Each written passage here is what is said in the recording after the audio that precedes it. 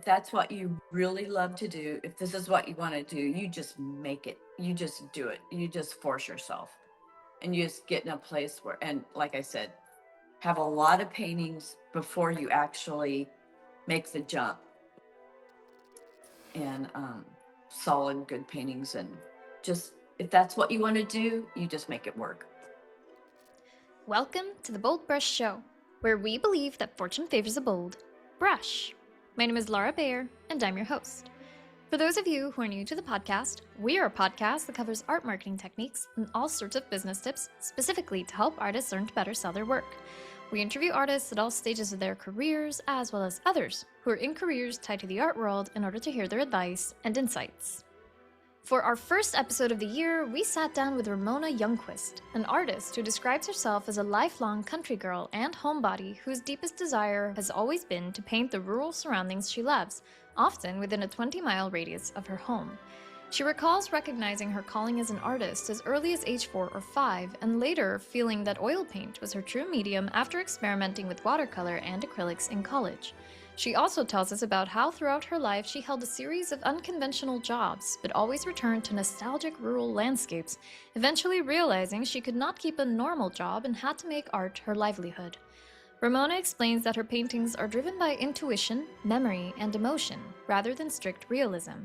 She chases a very specific feeling in the light and design of a scene, mixing plein air sketches, photos, and childhood memories of Oklahoma's skies and trees. She also talks about the tension between nostalgia and change, seeing herself partly as a visual historian, preserving vanishing farmsteads, gardens, and rural spaces, and notes how her work has evolved towards more layering and a desire for greater simplification and abstraction. Ramona offers advice to aspiring artists. She stresses building a large, solid body of work, considering financial stability, and accepting that painting is an ongoing, often difficult process where doubt never fully disappears, but commitment to one's vision is essential. Finally, Romona tells us about her upcoming shows.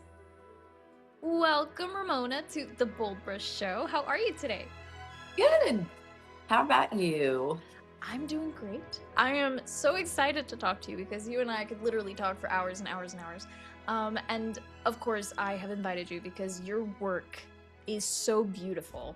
It is so nostalgic. It really pulls you into that.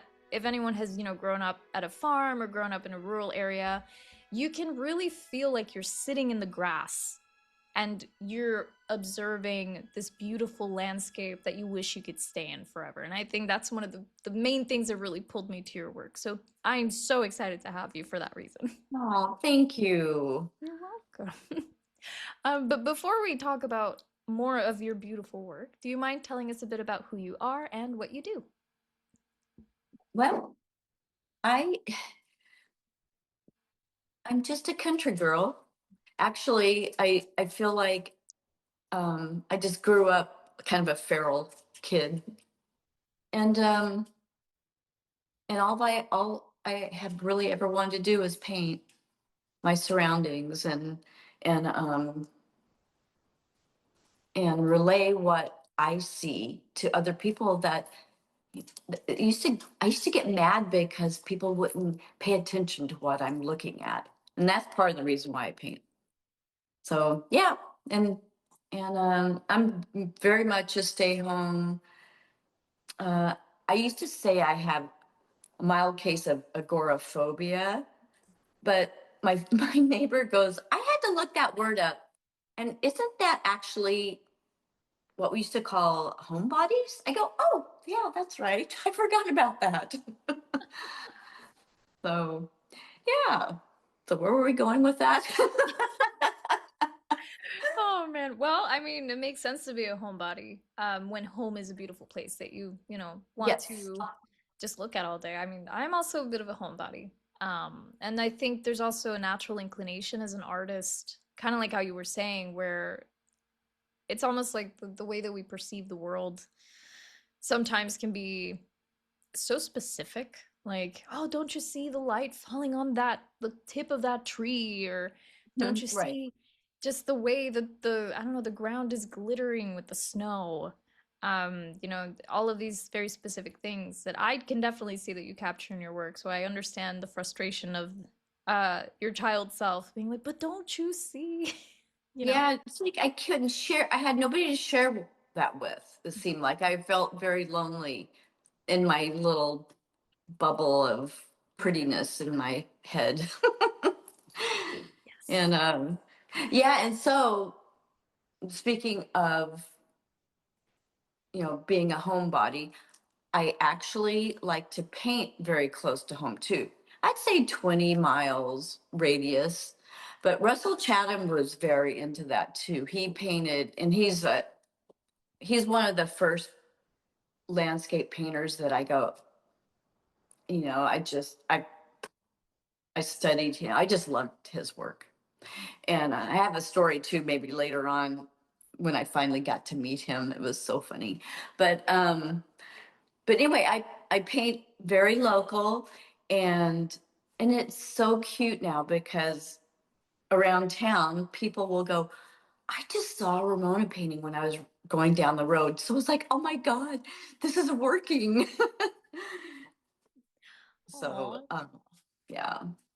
Yeah, that's so sweet because it's like how I was saying, your work has this way of striking, like just like the way that you position, for example, like the viewer, right? It really pulls you into the image. It's almost like you're down low in the grass, which is why I said it that way. And it really reminded me of my own childhood because I grew part-time at like my grandparents' farm.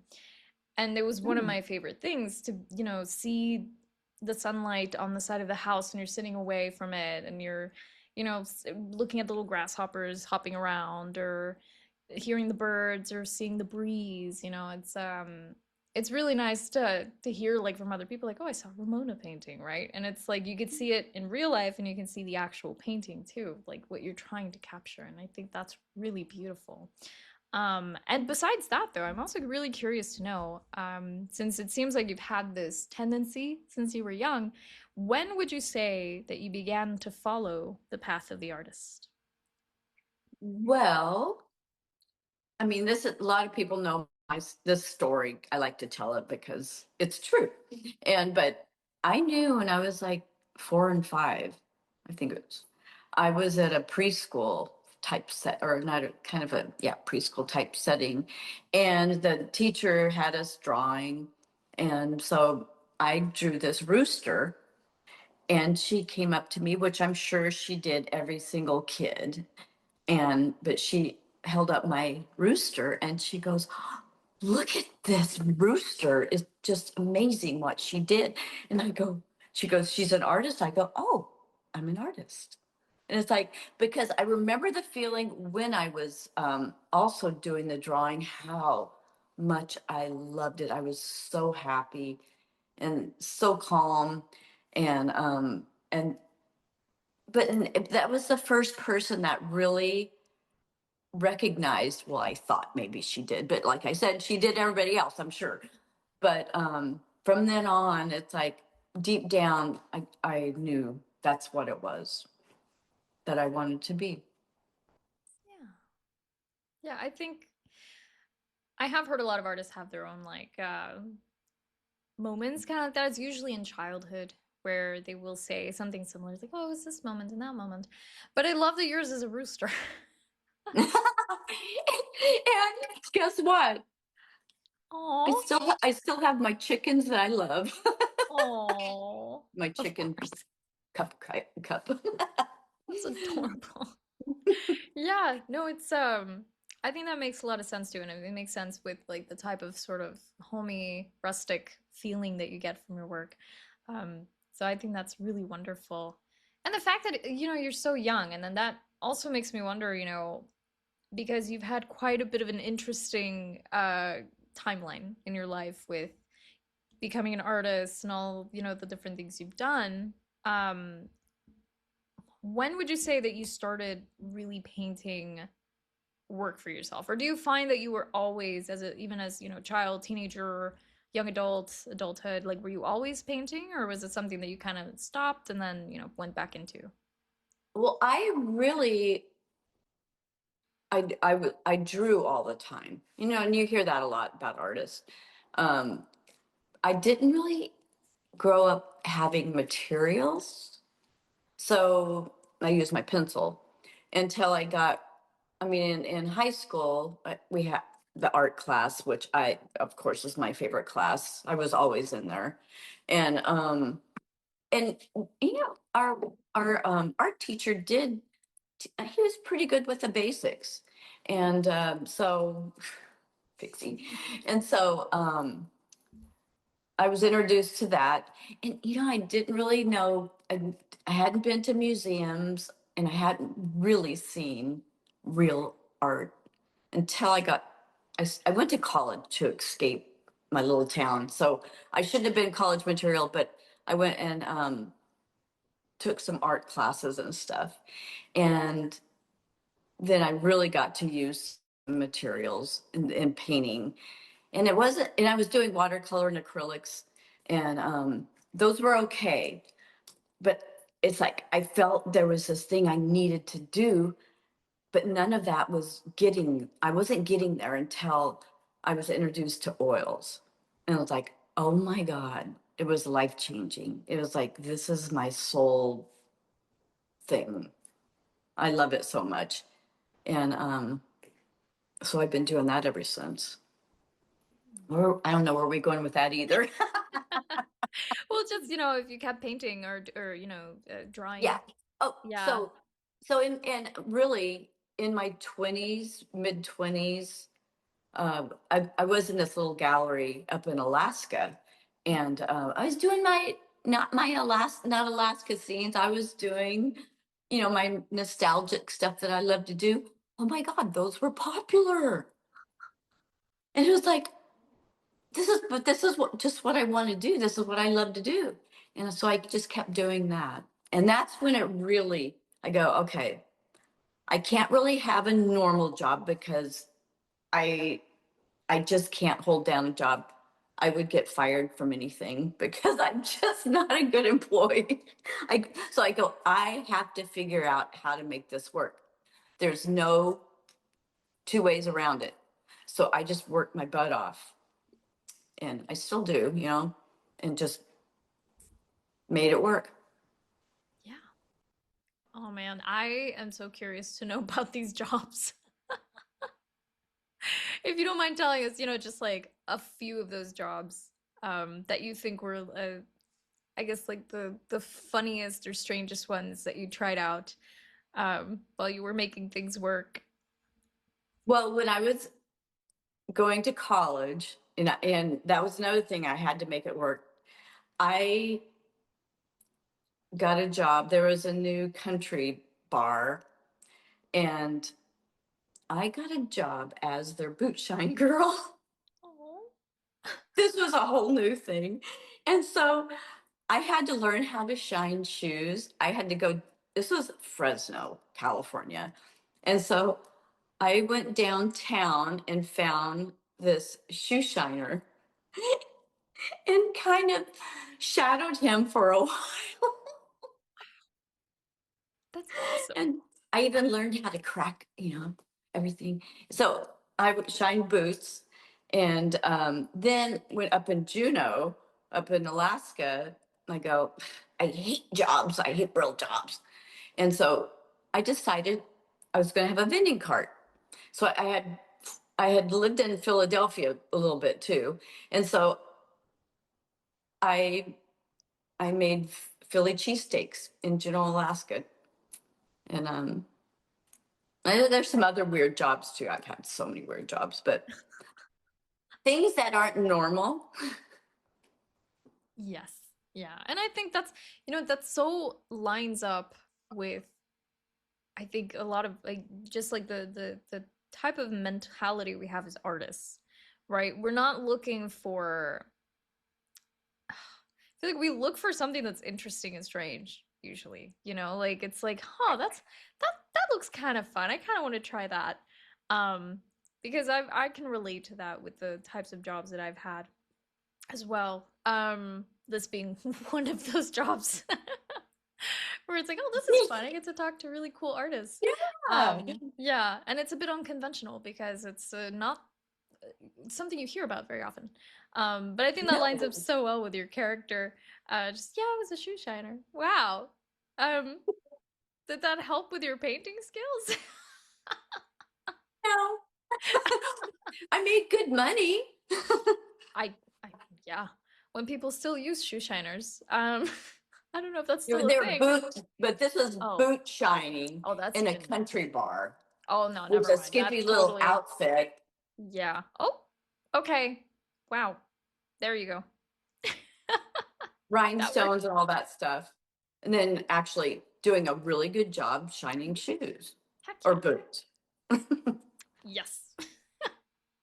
Oh man.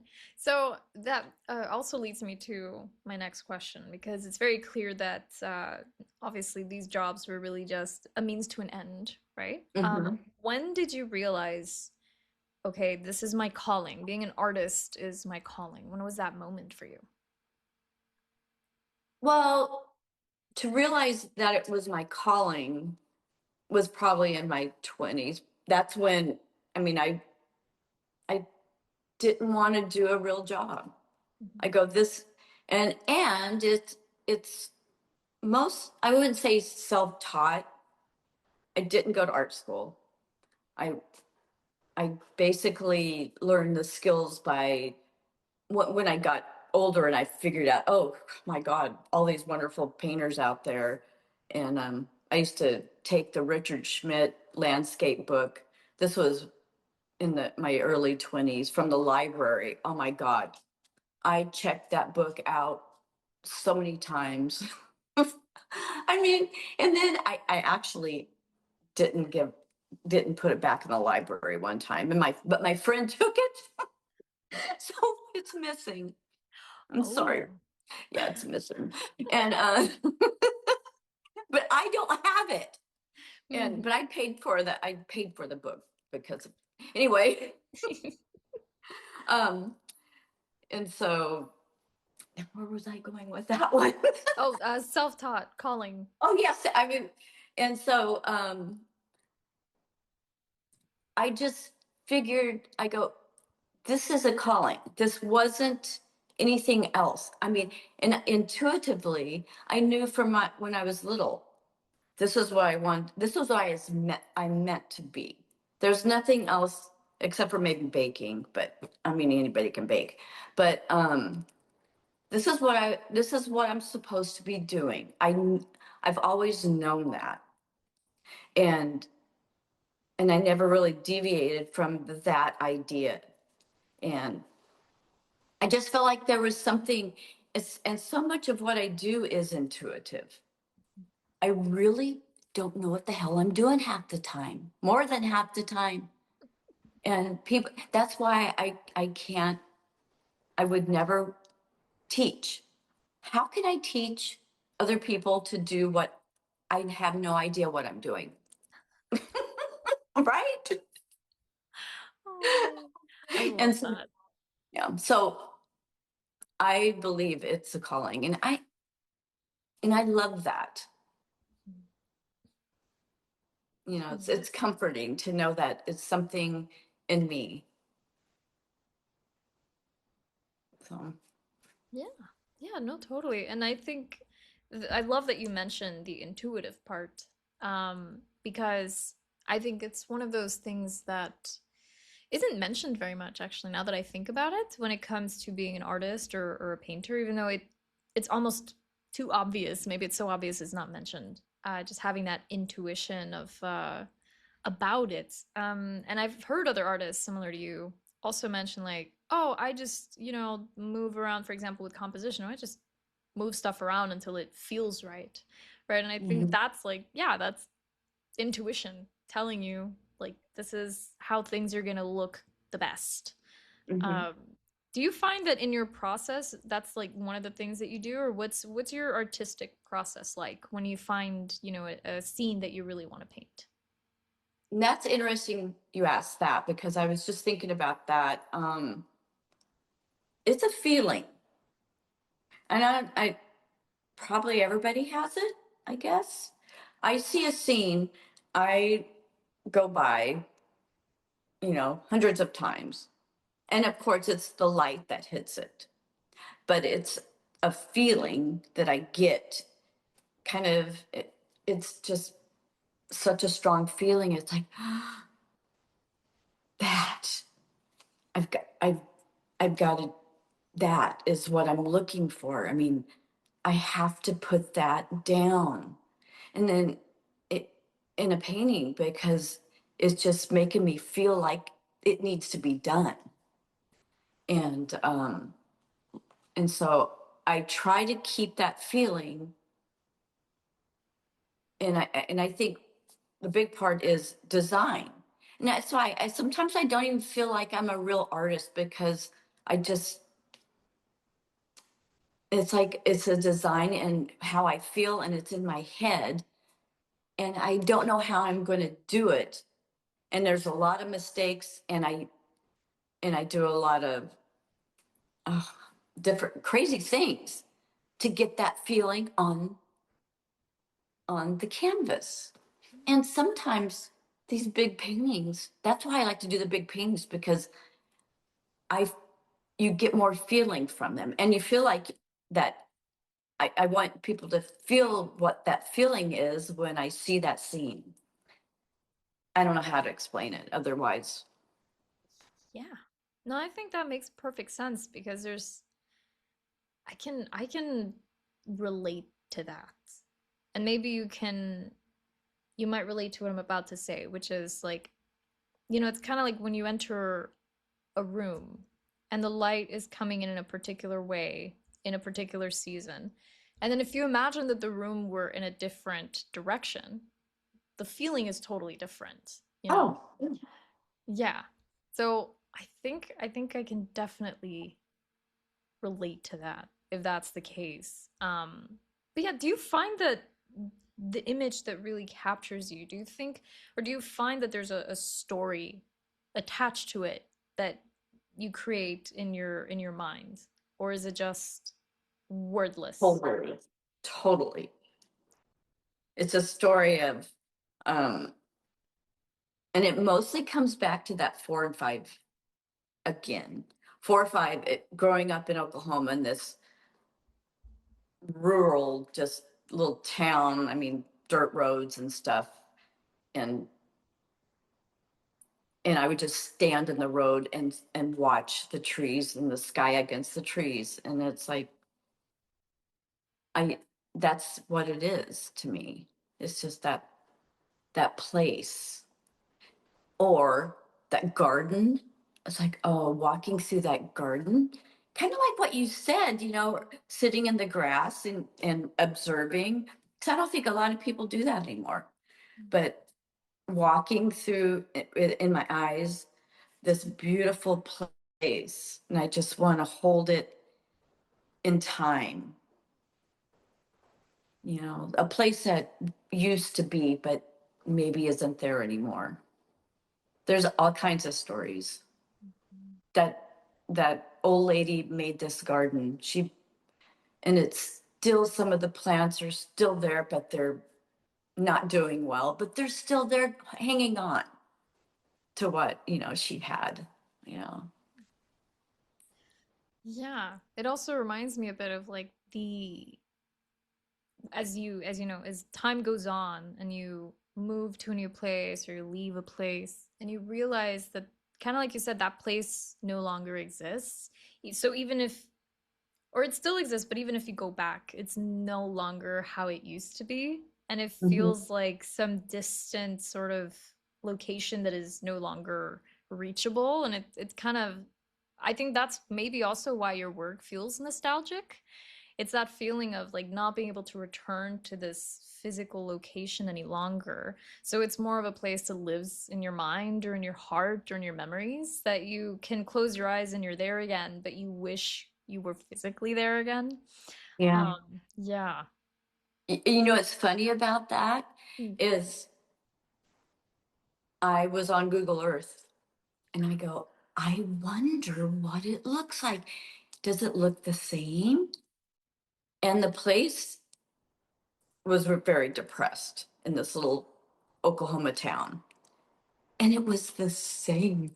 I walked with the camera. I went through all the, where I stood Mhm. and some of the little meadows or the little in the woods with my dog. I walked through those places, and guess what? What? The trees were still there, and the my house, but it was much smaller. But everything was really overgrown. But it was still what I was seeing. Oh. So it was very cool. Yeah. Yeah, at least that's really nice because the place that I wish I could go back to, which is my grandparents' farm, it got sold off a while ago and they like tore down all the trees, all my grandma's No. plants. So we did go back and it was really sad because the place that I remembered, of course, was no longer really there, even though the place was still technically there. Um, Mm. so that I think that's one of those difficult things to reconcile. But you just mentioned something really interesting. Do you find that do you paint mostly from memory or do you paint on location or is it a bit of a blend of both? It's it's a blend for sure. But it seems like a lot of the skies and the trees are still from what I used to see as a kid.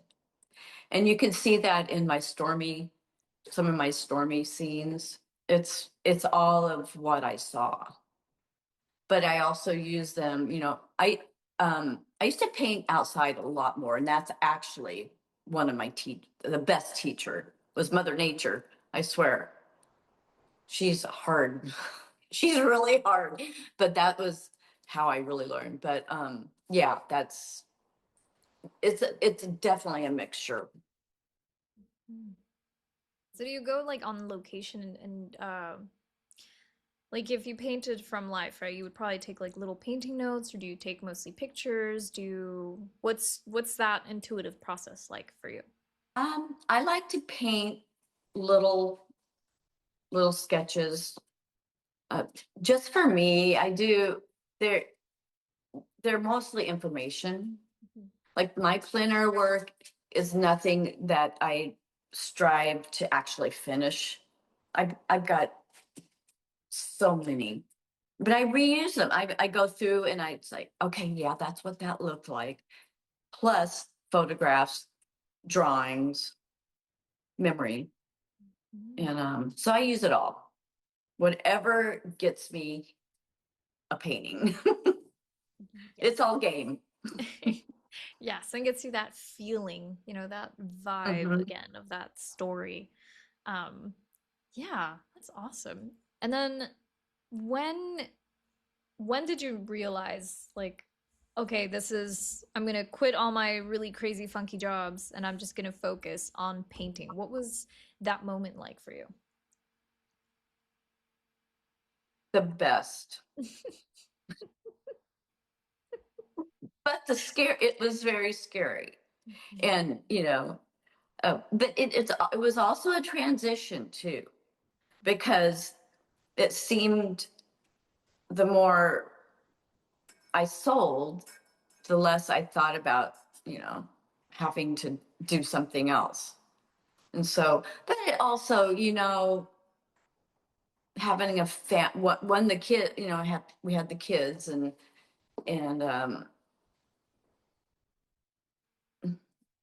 I don't know, that was difficult to do that and try to make money.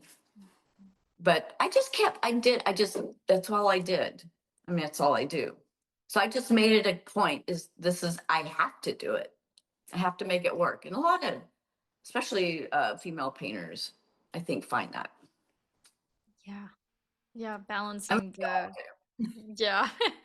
Balancing do. raising kids and painting. Yeah, I can imagine. But it seems like, yeah, it's funny though when you have little kids and you're painting, you get really smart with your time. Seems like when I'm older, and now I can fiddle fart around. It's like, it's like, I got to get serious. Oh, I can still do that later. But when you have little kids, it's like, nope, they're napping. Gotta do it. Yes. Yeah, you can't procrastinate anymore because you got to make the most of the time that you've got. Um, yeah, yeah. I Yeah. have a very small niece, and that's how it feels whenever I was helping take care of her. It always felt like, okay, I'm gonna do as much as I can while she's sleeping. Uh, Yeah. Sometimes it would So be you 20 kind of minutes. have an inkling. Yeah. And I had twins. Oh, goodness gracious. Yeah, a 3-year-old, and then the twins were born. Holy mackerel. I don't even know how I survived that. Oh And it my kept, gosh. yeah. Some of my best work, though, Hmm, was those times. It's really weird. that's interesting. I wonder if it also has to do with because there's always a bit of a balance between time and effort, right? Like if like I don't know if this has happened to you where if you have too much time allowed to do something, it's Oh, almost easier to dilly-dally, but then when you have to focus on getting that one thing, right? Kind of like how a lot of plein air painters improve so fast is also because of that time constraint. yes, um yes. I find that it makes sense that maybe you feel like that was, really good work as well because you had no choice. you know No, and it was fresh. It was yes. down and it's fresh. And now it's like I can kill a painting just by overdoing it. Mhm. And I didn't overdo it at then. It was like very innocent stuff, seemed like. Now my paintings are jaded. It's like overwork them. Oh no, but your work is so gorgeous. It's still so gorgeous. Um, but yeah, I think definitely the skill that you must have built with that having to Mhm. really focus and get it done, get it done, get it done. That must have definitely also helped develop your work, how you do it now as well, you know? Mhm. Um, Yeah, I think so. But now it is weird. Um, the work is it's like it's to a different level where there's so many layers that wait, oh, so many layers that wasn't it wasn't there before. At BoldBrush, we inspire artists to inspire the world because creating art creates magic, and the world is currently in desperate need of magic. BoldBrush provides artists with free art marketing, creativity, and business ideas and information. This show is an example. We also offer written resources, articles, and a free monthly art contest open to all visual artists. We believe that fortune favors the bold brush. And if you believe that too, sign up completely free at boldbrushshow.com. That's BoldBrush show.com. The Bold Brush Show is sponsored by FASO. Now more than ever, it's crucial to have a website when you're an artist, especially if you want to be a professional in your career. Thankfully, with our special link, faso.com/podcast, you can make that come true and also get over 50% off your first year on your artist website. Yes, that's basically the price of 12 lattes in 1 year, which I think is a really great deal considering that you get sleek and beautiful website templates that are also mobile friendly, e commerce, print on demand in certain countries, as well as access to our marketing center that has our brand new art marketing calendar. And the art marketing calendar is something that you won't get with our competitor. The art marketing calendar gives you day by day, step by step guides on what you should be doing today, right now, in order to get your artwork out there and seen by the right eyes so that you can make more sales this year. So, if you want to change your life and actually meet your sales goal this year, then start now by going to our special link, faso.com/podcast. That's FASO.com/podcast. yeah, I get you. I feel like that's one of the interesting tidbits about being an artist as well that maybe doesn't get discussed as much either, which is how process changes over time, right? And how Mhm. our process as an artist affects the result as well, right? Like it's very different to make an alla prima versus making a very layered painting, or it's very different when you're attempting to use even just different brushes, right? How the effects can really vary. Or even you decide, oh, I'm gonna start using this new color in my palette. And it's so funny because one of the first things that I remember being really curious about when I was a very young, student, was, oh, what palette does this one artist use? And then as I've become more familiar with the evolution of process, the palette that I may have started using at first is definitely not the one I use now, right? And it won't be the one that I'll be using in the future. Mhm. Um, and that's also so interesting because it really does affect the mood of the painting and it affects the work and how it is presented, like the specific brushstrokes. Or I've also asked artists too about, like, has do you find that, like, your work reflects your state of mind in that moment as well? And I think it was Shanna who also, she mentioned to me, like, yeah, I painted a lot of lonely trees for a long time. um yeah, and I think it is very reflective of, people's inner world sometimes too, and maybe that's also why process changes so much, Speaking of that, that's very interesting too. For lonely trees, and when I found that when I was more kind of down and depressed, my paintings got really bright. And when I was in a really good place, I did a lot of tonal work. So people that knew me, when they saw the bright ones, they go, "Oh no, what's wrong?" Are you okay, Ramona? Are you You want to okay? talk about What it? happened? What happened? Oh, that is so interesting. Isn't Yeah. it? I was Yeah. trying to make my happy place on canvas. Mhm. That's But fascinating. yeah, anyway, so yeah, that brought yeah, by the way, your work is just Oh, so beautiful, oh, I so appreciate that. soulful, and you're all of that. Oh, Oh, no, there's that's so very much kind of you. emotion in your work. Thank you. Yeah. I hope I can continue to do that. I'm Yeah. still very much in the early days, so I don't even, to me, it's like I Oh, don't even have a portfolio. What are you talking about? I'm oh getting my, there. you got it. I mean, I'm so jealous of your Oh, no. youth and your skill already. It's like, oh my God. Oh, well, thank you very much. That's Oh, very kind yes. of you. Oh man. But to get back to your gorgeous work, because I think your work definitely That's speaks cute. to a very deep level of that nostalgia. Um, when did you figure out for yourself that this specific theme is what you wanted to paint? Like the house with the grass and the trees and like the very rustic, beautiful landscapes. Was that always something that, oh, this is what I want to do? Or did you try out other different genres before? Mm, It's that's the only thing I wanted to do.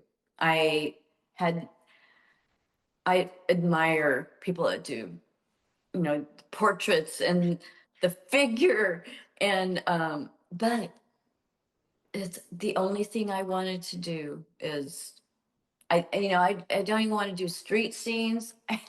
I just love the rural landscape and basically without people. It's like I'm antisocial. Why would I want them in me on my paintings? No, I just love nature so much Mhm. and what I see around me. Yeah, that's I've always known that. Yeah.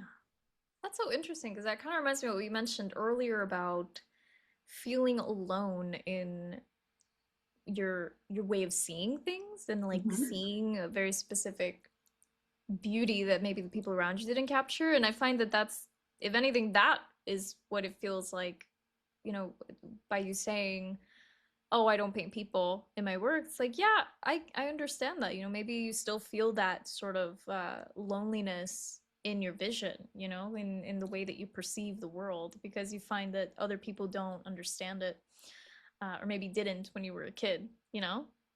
Right. Yeah. And still to this day, maybe, actually, I think, people need to experience the nature that they're not doing it. And it's like, So it makes me sad. And I don't want it to go away. I don't want those grandma gardens to go away. I don't, the farms and they are. It's so sad. I don't know how many times I go by a scene and just like it makes me sad about your grandparents' farm. It's gone. It was there and just last week and it's gone. It's like I'm just so thankful that I got it down, Mhm. on a painting.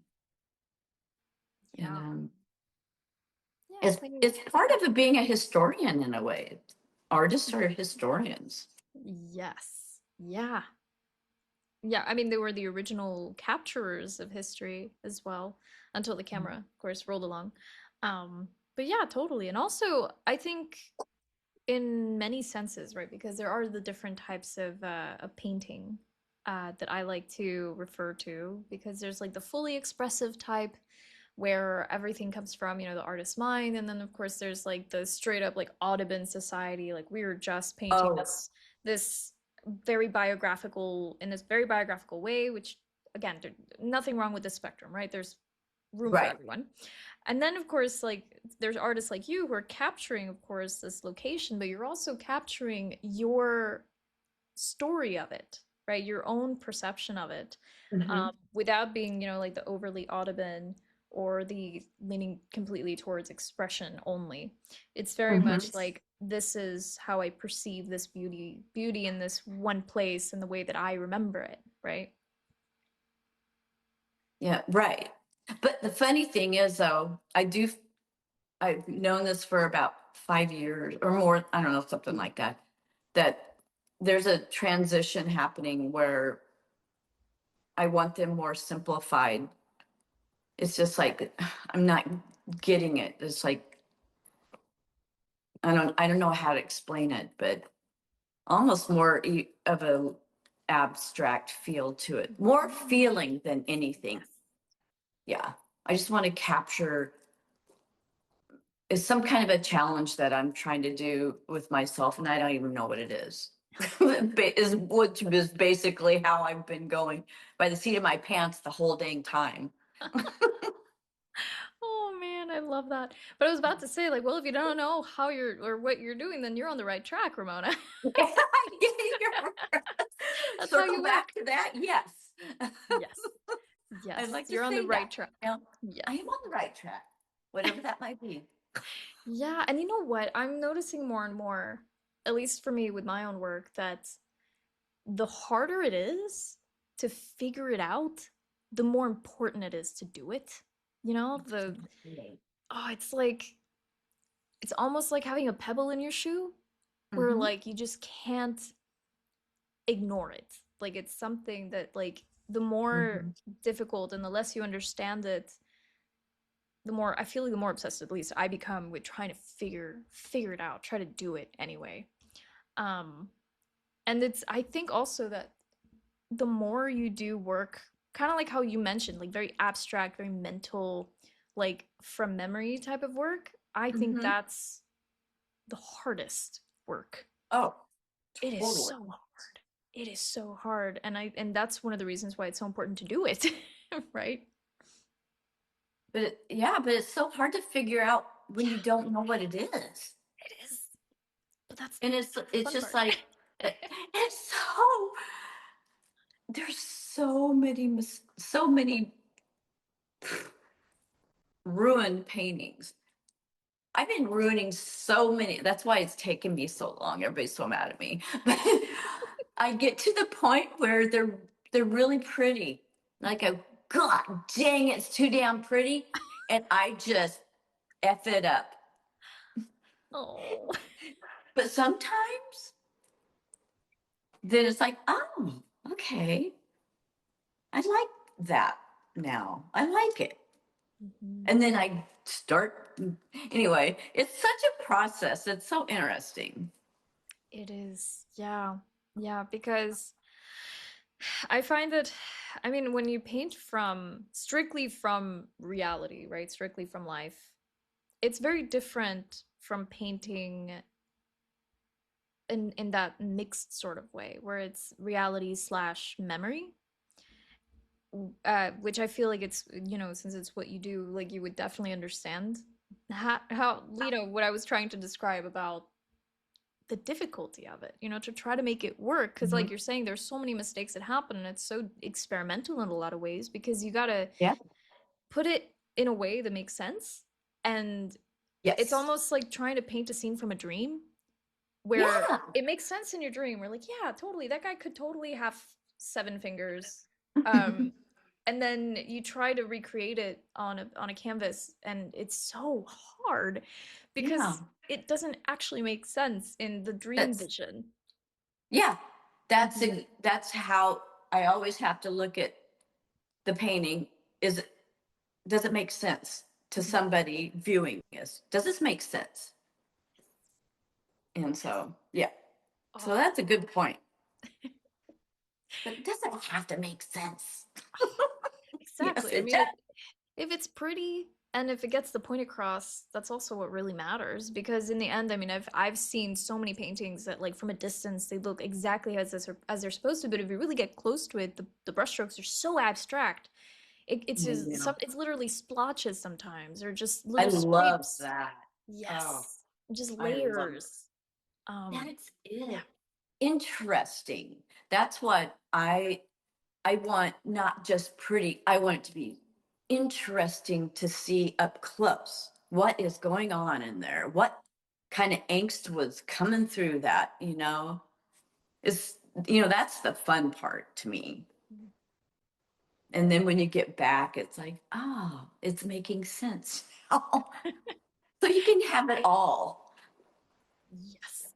Yeah, it's that dance between, like, the literal description of something and then the abstract description of something, you know?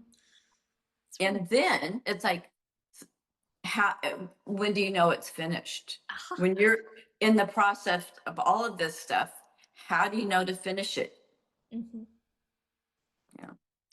I've got like paintings here for, going on 2 years. And it's like, I don't know. Mm. I think that's probably the million-dollar question. Besides, how do I price my work is how do I know it's done? Exactly. It's Yes. like, and most of the time it's like, well, you take pictures of it. It's like, well, it should have been done like in the middle. Yeah. Now Yeah. I screwed it up. I like, Oh. I look back, it's like in the middle. It was great. Should have left it, but I had to learn something Yeah. again. Yeah. Yeah. And I think in a sense it also gives me peace of mind that you mentioned that. Really? Because yeah, because it goes to show that you don't really graduate from that ever. So it's fine to just accept, like, you know what? It's part of the process that it's, sometimes the painting will change and I'll be maybe a little disappointed with how it evolves. Because if there's one thing that I think many artists hope for as they grow, as, in their career or even as an artist in general, is that, that first of all, that doubt goes away. It never does, apparently. I interviewed so Mhm. many artists, they all tell me the same thing. No, those voices don't go away. And then, but it does give me peace of mind that, like, not, I can't expect every painting to eventually get really, really, really good. Or, I mean, if anything, I might get better at preventing a painting from, going through so much of like an up and down, but Mhm. it's inevitable. Like it's gonna have up and down, and the Mhm. quicker people accept it, and hearing you say that, the quicker I accept it and other artists accept it, maybe the less painful it will be. Fingers crossed. Good luck with that. Yeah, we're trying No, here. We're trying. no, I remember our talk earlier. Yeah, you're Mhm. going through the same type of thing. Mhm. Uh, Mhm. Yeah, but we're just trying to figure it out. well, I think it's just important. It's the process. You got to do it. But I don't know. I wish it was easier. I tell you, This is painting is like learning to golf. It's like the more you know, the less you know. It's like it's just like seems like the more you paint is it's just like there's no way I'm going to reach that. I don't know. Is that everybody? Does everybody feel that, or do you get to a certain skill level that you're comfortable? It's like, I'm not. I'll never be. I can tell. I think I would be more worried if I was comfortable Oh, wouldn't because that be nice though, in a way? it would be, but at the same time, I mean, I think there's a bit of a balance, right? Because there are some artists who very, they might enjoy painting sunsets and they're very, very good at it. And that's very comforting. But at the same time, what if, like it's still not satisfying? I think there's some point where like it has to be hard enough where it's satisfying, but not so hard that you won't do it. You know? Like it has to be a good level of challenge to keep you going. Because I don't know if you've also experienced this where like you think, oh my gosh, how could I ever paint this one thing that I've never attempted to paint before? And suddenly you learn to paint it and you're like, oh wow, that's amazing. Oh, this other thing over here, I could never. And then you do that and it's like, oh, I figured it out, Hmm. you know? Hmm. Oh no, that's a challenge. It is. That's yeah. That's like, yeah, some like figurative work. Oh, Mhm. I'm just in awe of what I see and what I just think it's so hard. It's got to be. It is. It It's, can be. At least at it's first. yeah. Hmm. Hmm. And But I that's where you think, have to have the skill. yeah, but I think painting landscapes is hard. Really? Yeah, I've never done it. So that's why it's like, that's amazing. I don't know how to do that. Maybe I'll try it one day. Me, the same. It's like We're in like opposite places here. ready. Yeah, it's just a matter of trying it maybe. Mhm. But I also did want to ask you, since we're still talking about you and your career. Um, when did you notice that your career started picking up, that you started like selling more of your work? Because you did mention in Alaska you were selling some of your nostalgic sort of pieces. Mhm. Did that also help kickstart your career, or was it, maybe something else that got you going as well? No, I think that did, but then we moved to Oregon, and oh, I felt like I just fell in love with the landscape. And I think that really, I, that's when I noticed I went to a trajectory that was just where that's just where I wanted to be. There's so many paintings everywhere I looked. It was crazy. And so I worked, I did as many as I could because I mean, I loved it. I mean, I still love it. It's just still so wonderful.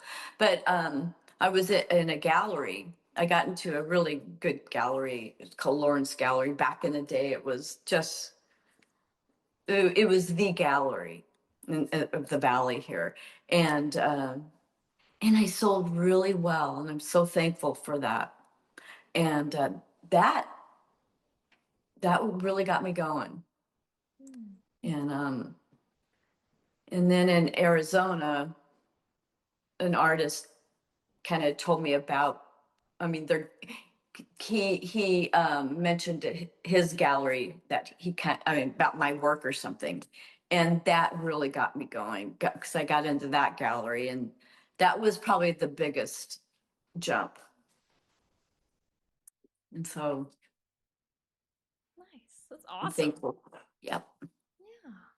Yeah, that's really, I mean, it goes to show, like when your work really speaks to someone, um, I think that's one of the biggest like gains. And then of course that inevitably magically, and it's so funny because every single time that I talk to an artist who's had, some success with their work, has been able to sell it, it always turns out very similar, where their work is just so beautiful, it's unavoidably like going to be seen, you know, like as long as, you know, you Right. put it out there as well and you talk to other artists and like you make sure that you're connecting with people as well, which I think is another underrated part of being an artist. We're such loners. Um, but we do rely on, and we need to remember to rely on also socializing to some extent, Mm-hmm. at least with other It artists. kind of have to do it. Yes, because then if you're a lonely artist in your studio, then that's like the epitome of the whole starving artist dilemma that a lot of people bring Yeah, up. Um, but exactly. yeah, you can't do much as an artist without a community or a gathering of some sort. Um, so it's yeah, I love that you mentioned that because you know it's like oh you know a friend of mine really loved the work, mention it to their gallerist, and here we are, right? Um, because you know they loved it so much, and that at you know the barest level means your work is beautiful and it you know merits being seen by a lot of people, you know? Mm-hmm. Yeah, Thank you. you're welcome. Yeah. And then I also want to ask you because I love that you have this intuitive, like go with the flow vibe. Do you have any advice for someone who wants to become a full-time artist?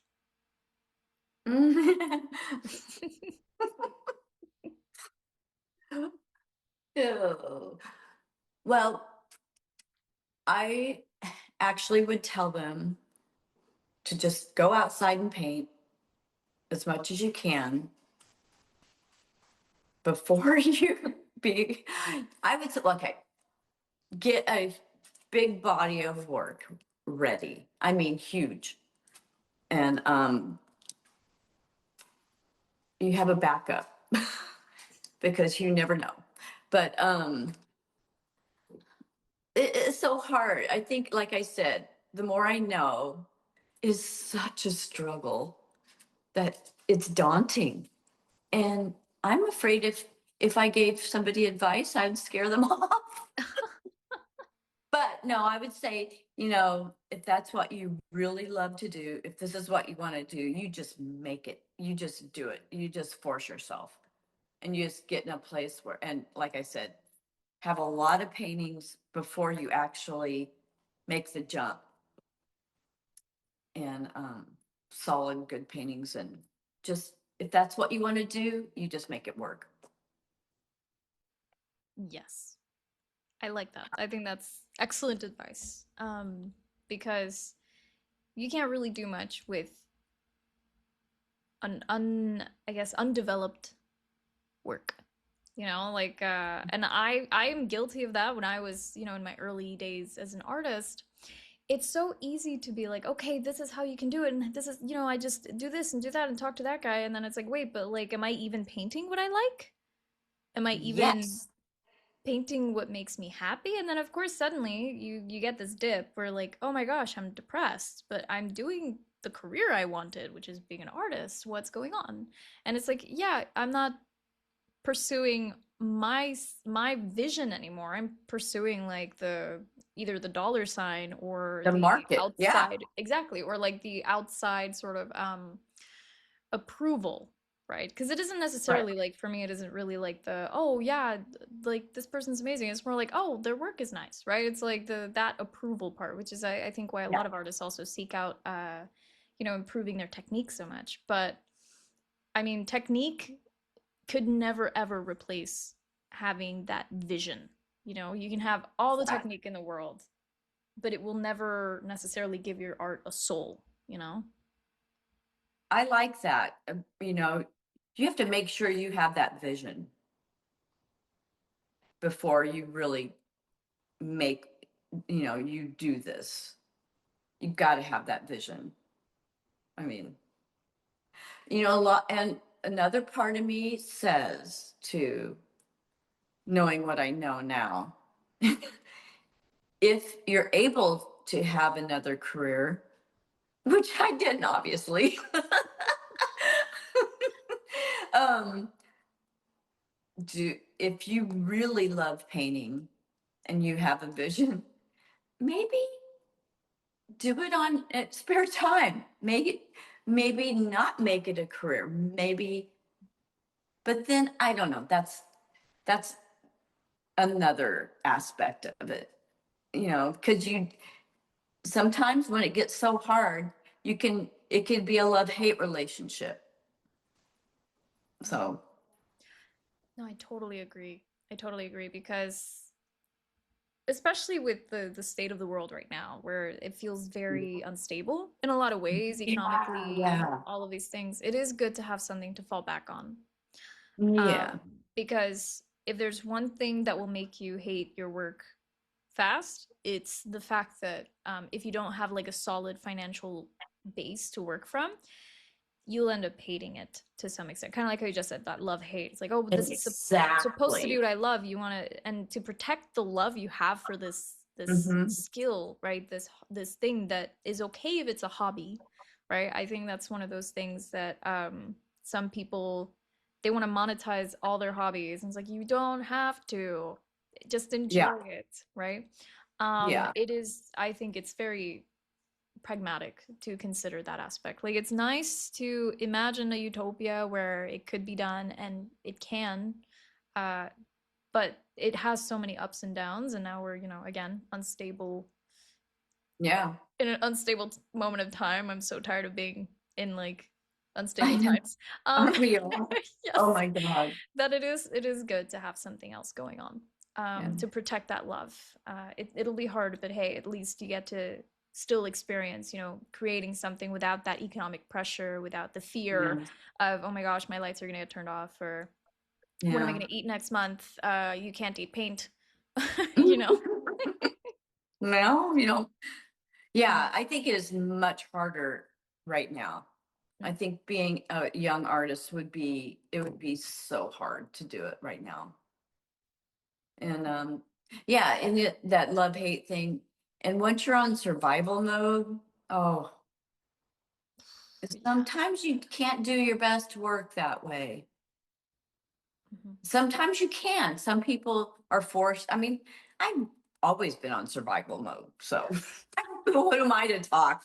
That's just, but yeah, being on survival mode right in this moment of time is, that's tough. Mhm, mhm.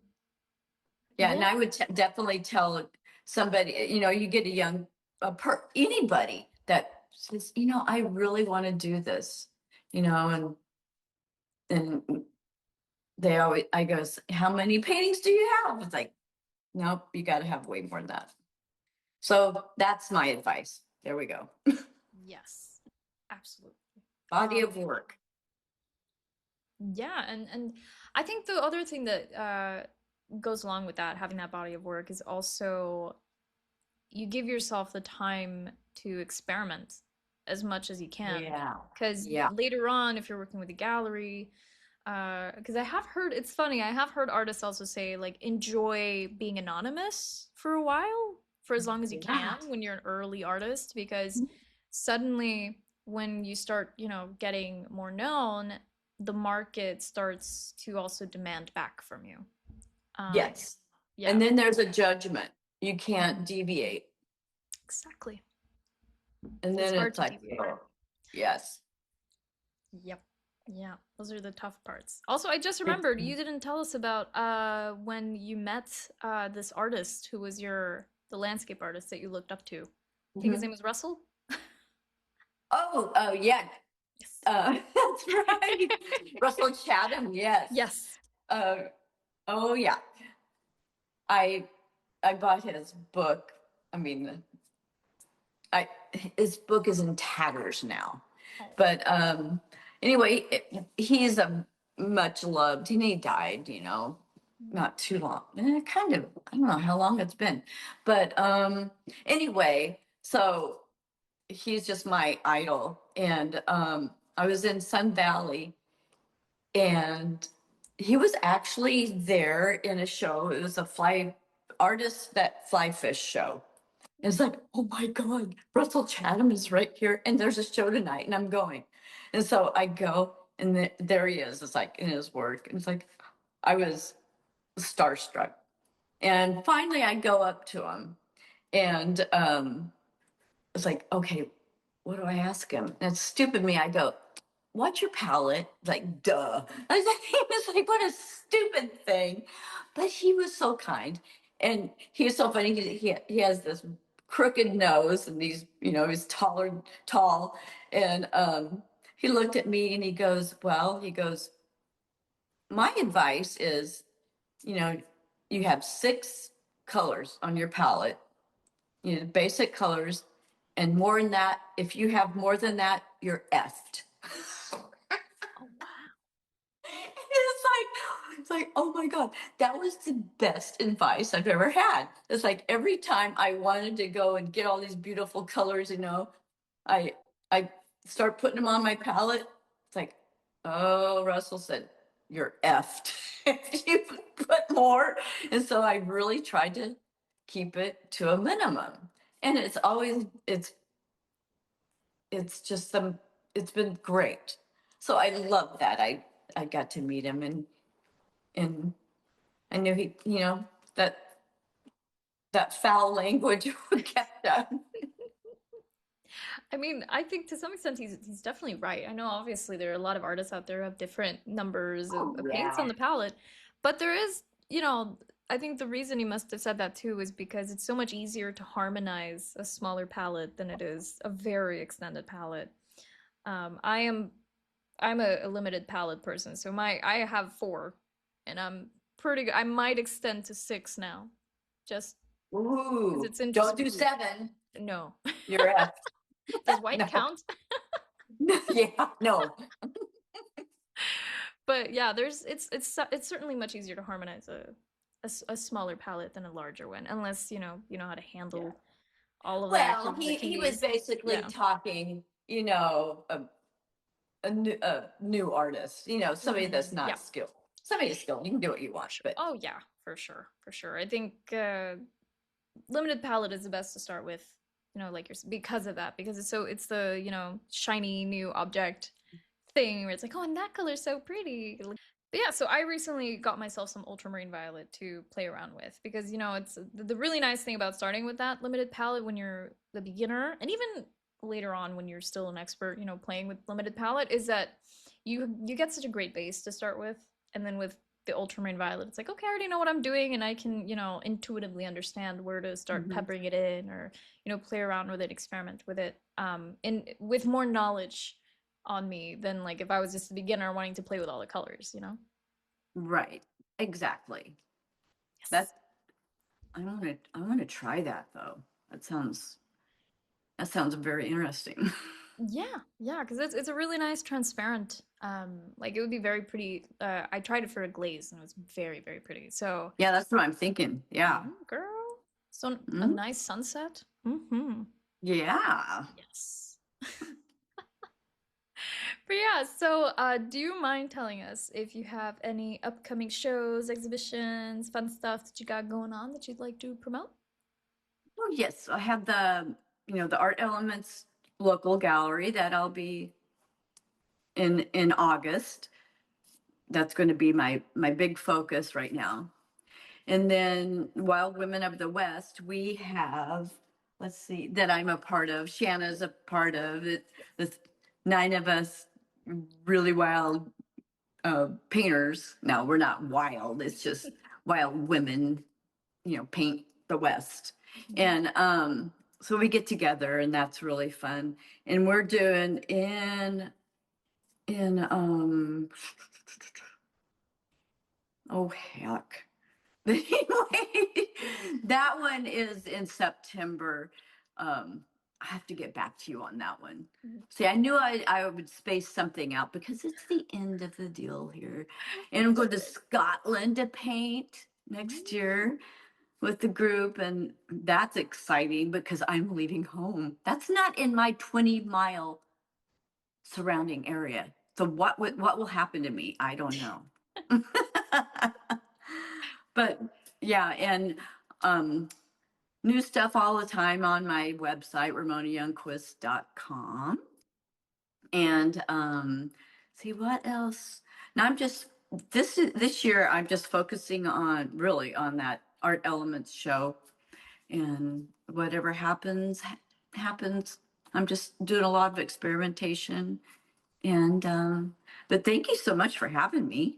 Yeah, thank you so much for being here. Actually, do you mind telling us your Instagram handle really quick?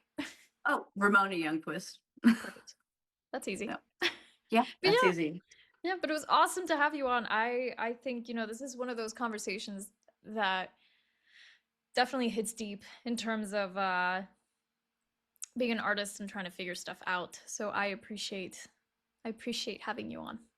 Oh, and I appreciate you. I mean, you gave me all kinds of ideas too. Just, like you said, we're loners, but when we actually talk to people, it's like, why didn't I do that more often? Yeah, it's like I actually like that. Yeah, yeah. Well, thank Yeah. you so much. Well, thank you, and I hope you have a lovely rest of your day. You too. It's Sweden. Yes. Thank you to everyone out there for listening to the podcast. Your continued support means a lot to us. If you've enjoyed the episode, please leave a review for the podcast on Apple Podcasts, Spotify, or leave us a comment on YouTube. This helps us reach others who might also benefit from the excellent advice that our guests provide. Thank you.